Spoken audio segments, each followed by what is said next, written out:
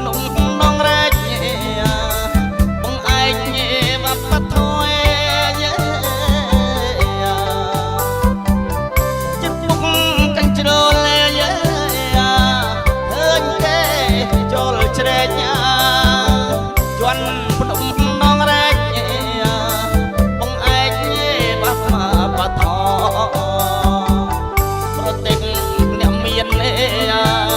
បំពេញអ្នកក្រចង់ប្លន់វត្តវត្ថុប្រាសាទខេត្តបារាំង